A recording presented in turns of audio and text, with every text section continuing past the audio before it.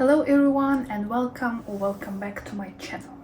And today I want to talk about the one of the topics connected with weight loss journey and health journey for those of you who same like me are dealing with those issues right now. And the aspect that I want to cover today is the difference between self-criticism and self-attack. So first of all, this topic is quite important because even though sometimes difference between these two terms is not that big and subtle, it is something actually crucial and critical, especially for such a sensitive and personal topic as weight loss, self-progress, and reaching some health-oriented goals and weight loss-oriented goals.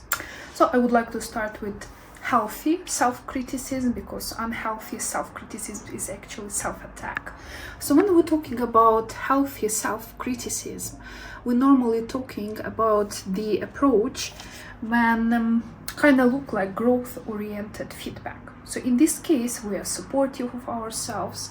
We believe that we can reach our goals, and in case something is not working, instead of judging ourselves, we are trying to be supportive, understanding, and we kind of asking ourselves some questions and trying to understand why it happened and what can be done in order to improve this situation in the future.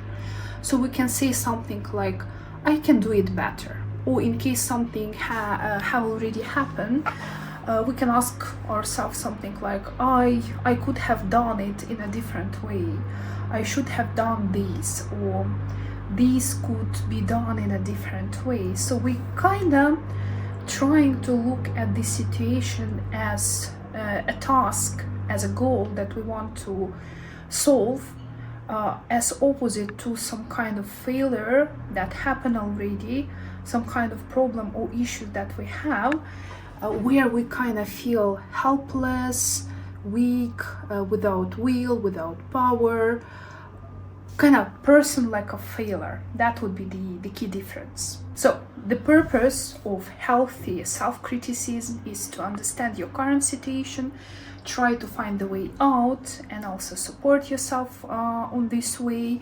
Try to understand yourself, get curious about why it's happening, and in a healthy way, with self-love, with self-respect, with self-understanding, trying to find the way out, trying to find the solution to that type of things. And as a result, as outcome out of this approach, or out of this positive self-criticism, we have this idea that there is a solution for this task. This is not like a failure, this is just a task that can be done, and we are kind of making better decisions. So we are ready with a better plan, with a better strategy, with a better routine to reach our goals. Why?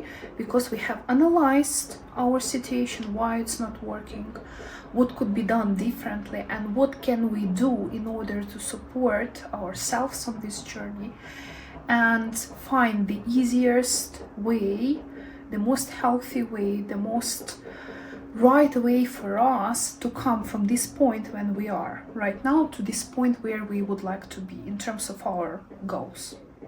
And as opposite, self-attack, it's a shame-based approach. When we are just blaming ourselves, when we think that we are failure, that we are weak, we have no power, no will, we are just lazy ones, we are weak mentally and physically, and that's the reason why we cannot reach our goals. And it kind of takes away the power from us, and it creates this feeling that since I'm not reaching my goals, since I'm so weak, then why even to keep trying? Why I need to push myself and keep doing these things if nothing is working, and I know I'm not gonna be able to reach my goals. So usually the tone we are speaking to ourselves, it's much more harsh. We judge ourselves, we blame ourselves, we use some harsh language, we even punish ourselves, we call ourselves names, we use some negative language overall to anything, the way we describe ourselves, the way we describe the situation, the way we treat ourselves. So it's all kind of revolving around this negativity, first of all. And obviously, as a result, what's happening, you feel like a failure, and you kind of increasing the chances that you're gonna give up and you're not gonna be able to reach those goals that you have set for yourself. So one example of this positive self-criticism and self-attack in terms of some issues that you have during your health journey. Let's say you had night eating and you overate and you had a lot of food, you had some maybe emotional eating episode or binge eating episode. And if we're talking about the first case, when we're talking about positive self-criticism, we may ask ourselves, so yesterday I overate, yesterday I had this binge eating episode. So why did it happen? What was the trigger that pushed me to behave like this? Is there something that could be done in order to prevent similar situation in the future? If I imagine the situation that I have the same trigger that I had yesterday, and I have the same feelings that I had yesterday before I had this binge eating episode, what could be the plan of action? What could be this plan, this alternative behavior that I can do in order, in case I feel exactly the same way as yesterday, I still will be able to stop myself or distract myself or change my behavior, my attitude in the way that I will be able to deal with my emotions in a different way, without overeating, without binge eating, or without having something else that obviously is not gonna bring me to desired outcome.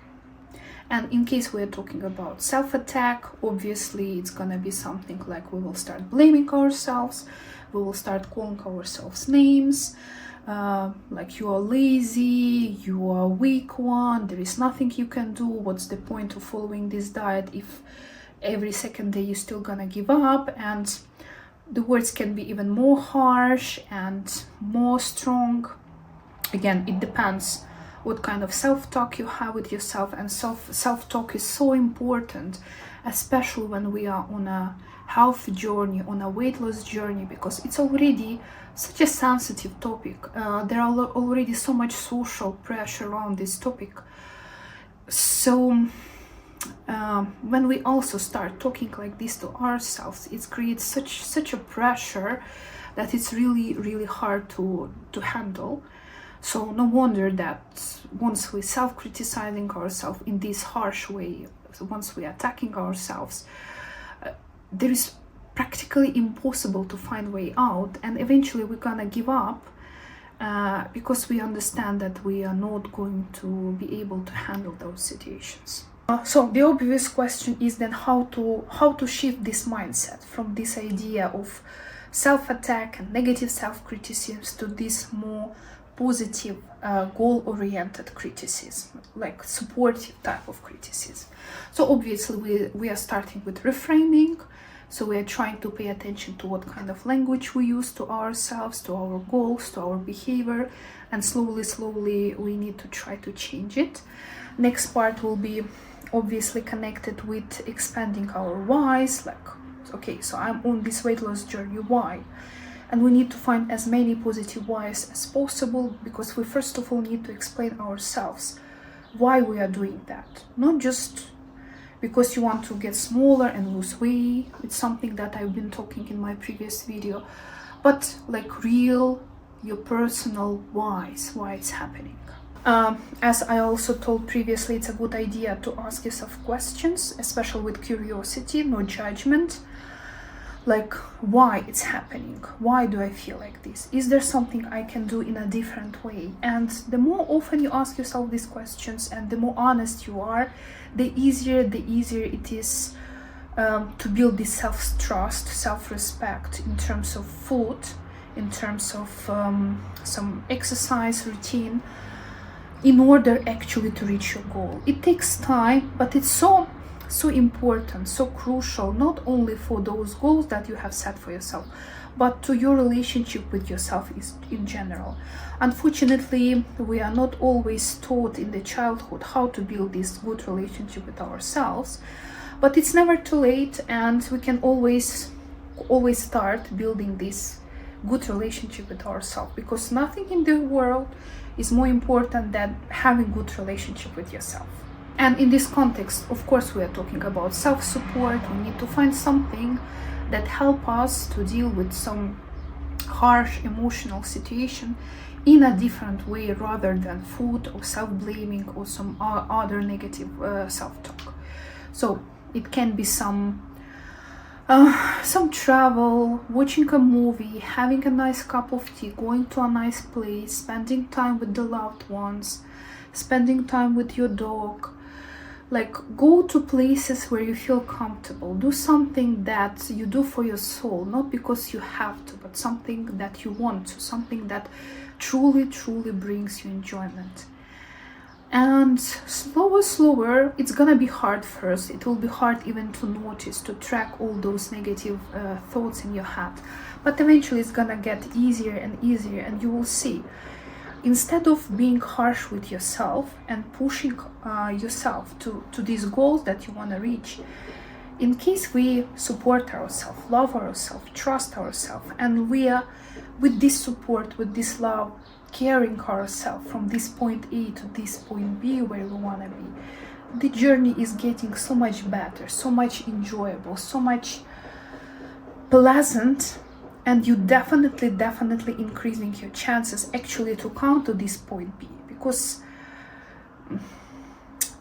coming to the point B with hate, with self-disrespect, with all those negative emotions, it's so much harder work. It's so much harder way, with this heavy burden on your shoulder, instead of when you go with love, with easy attitude, and with this positive relationship with yourself. So I hope you find this video useful. If you have any more ideas, any more tools connected with this topic, please share them in the comments, because the more tools we have, the richer we are, and the easier it is for us to reach our goals. So thank you. If you like this video, please like it, subscribe to my channel, and I will see you soon.